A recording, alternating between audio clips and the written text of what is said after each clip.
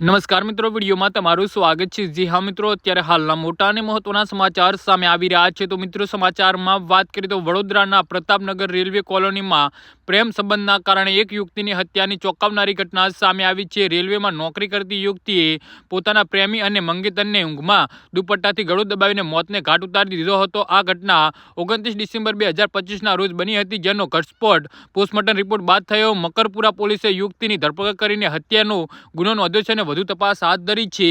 તો છોટાઉદેપુર જિલ્લાના રોજકુવા ગામમાં 23 વર્ષીય યુવક સચિન ગણપત રાઠવા અને રેલવેમાં નોકરી કરતી રેખા શંકુ રાઠવા વચ્ચે છેલ્લા 3 વર્ષથી પ્રેમ સંબંધ હતો। આ સંબંધના કારણે બંનેની સગાઈ મે 2025માં થઈ હતી અને આવતા માર્ચમાં લગ્ન નક્કી થયા હતા। રેખા વડોદરાના પ્રતાપનગર રેલવે કોલોનીમાં રહેતી હોવાથી સચિન પણ તેની સાથે લિવિનમાં રહેવા આવી ગયો હતો અને બંને ઘણા સમયથી સાથે રહેતા હતા। જોકે સચિનને રેખાના અન્ય કોઈ યુવક સાથે સંબંધ હોવાની શંકા ગઈ હતી અને જેને લઈ વારંવાર ઝઘડા થતા હતા। 29 ડિસેમ્બર 2025ના રોજ બંને વચ્ચે ઉગ્ર વિવાદ થયો હતો, જેમાં રેખાએ લગ્ન કરવાની ના પાડી દીધી હતી। તો સચિને આ બાબતે પોતાના પિતાને ફોન કરીને જણાવી હતી અને ત્યારબાદ સચિને ઊંઘી ગયો હતો અને તે જ સમયે રેખાએ પોતાના દુપટ્ટેથી તેનું ગળું દબાવીને હત્યા કરી નાખી હતી। હત્યા બાદ રેખાએ કંઈ જ બન્યું ન હોય તેમ વર્તન કર્યું હતું અને પાડોશીએ કહ્યું કે સચિન ઊંઘમાંથી ઉઠ્યો જ નથી। પાડોશી દીપક કુમાર શાહે જણાવ્યું કે 29 તારીખે અમે CHC સેન્ટરથી પરત આવ્યા ત્યારે યુવતીએ ગેટ ખોલીને કહ્યું કે સચિન જાગતો નથી। અમે ત્યાં પહોંચ્યા, તે રડી રહી હતી ને